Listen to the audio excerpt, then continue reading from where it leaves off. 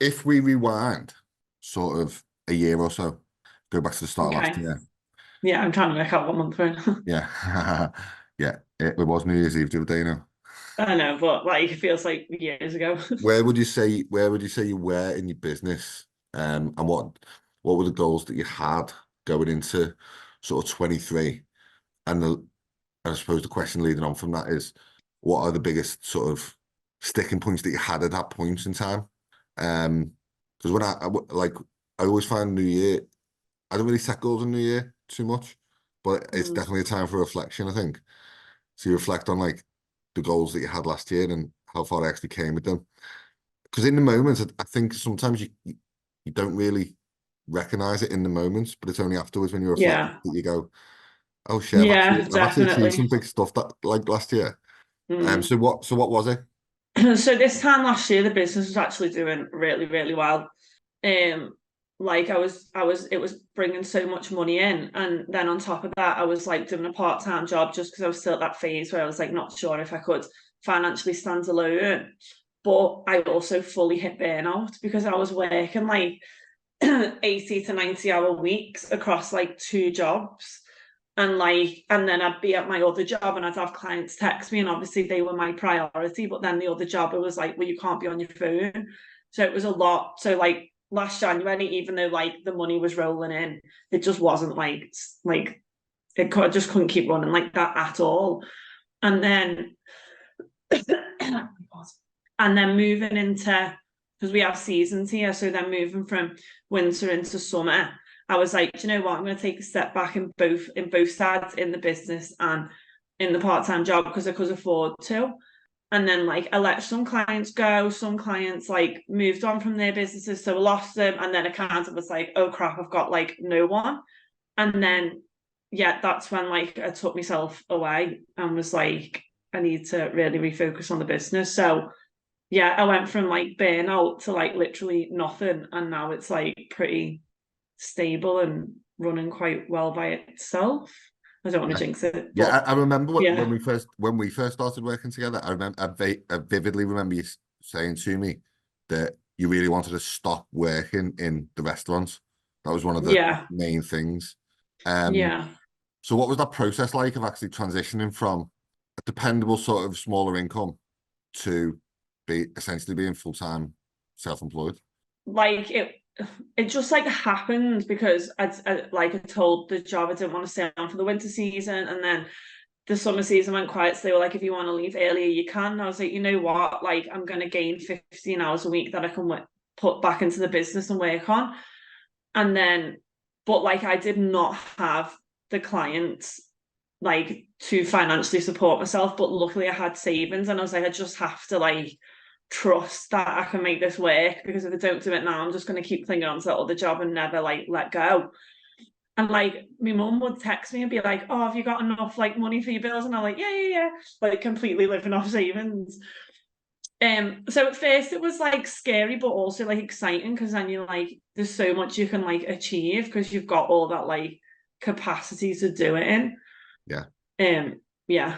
But like I was just super excited to just be full-time self-employed again, to be honest. yeah, I yeah, didn't really think about the money until like a month later, and I was like, oops.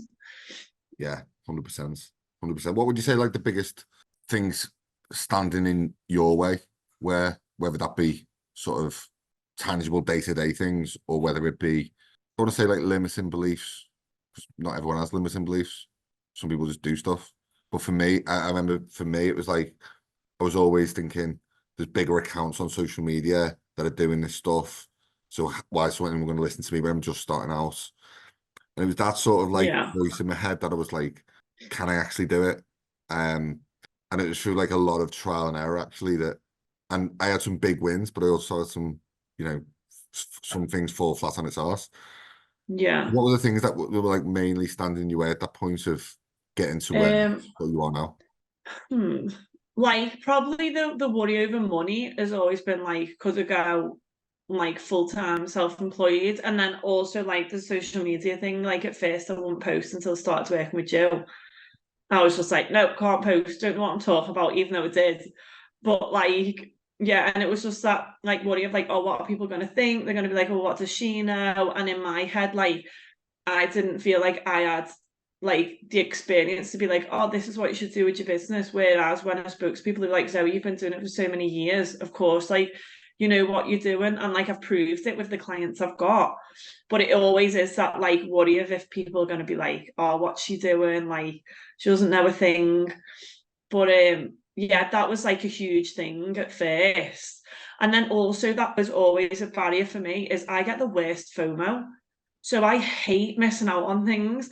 And I know sometimes like when you go from like set hours in a job to then being self-employed and you can be flexible, it's then having that like oh, what's it called? What's the word called when you've got to be like strict? Discipline. Discipline. It's having that discipline to then be like, I have to work these hours. And if then someone's like, oh, do you want to do this? It's being like, no, I have to work. And in some I was terrible. I was like, Yeah. oh, just free work to the side and would just stay up super late working. So I got to do like other stuff. But now I'm like, no, I'm gonna like if I've set time aside to work, like I'm sticking to that. Like no Yeah, one's yeah, yeah. swaying me to do anything else. It's so true. Like I still have it now. Like I always think to myself, if I can get 8 hours a day of working, Mm, that's what I need to do every day. I need to do 8 hours. yeah, Doesn't matter how I get it in, as long as I get it in.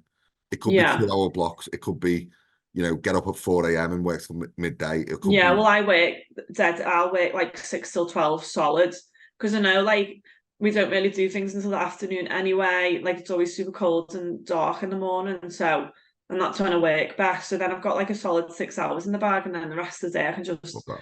do whatever. Yeah, that's But amazing. yeah. That's But it amazing. is the discipline is so, especially when you work for yourself from home, you've Mm. got like no one in the office being like, stop, get off your phone or stop like procrastinating and get work done. That is like definitely a barrier. Yeah, I think that's where, for me anyway, I think that's like the real value of a really good mentor or a really good coach that can hold you accountable Mm. to doing them tasks. Yeah. Because sometimes it is easy to just go, no one's telling me to do this, and if I don't do it, nothing really is going to happen. Yeah. Other than my progress is going to stifle, and my um, bank account's not going to be as high at the end of the month. Yeah. um, so yeah, it's definitely tough. Now you said about social media, so through that process, you did start posting more.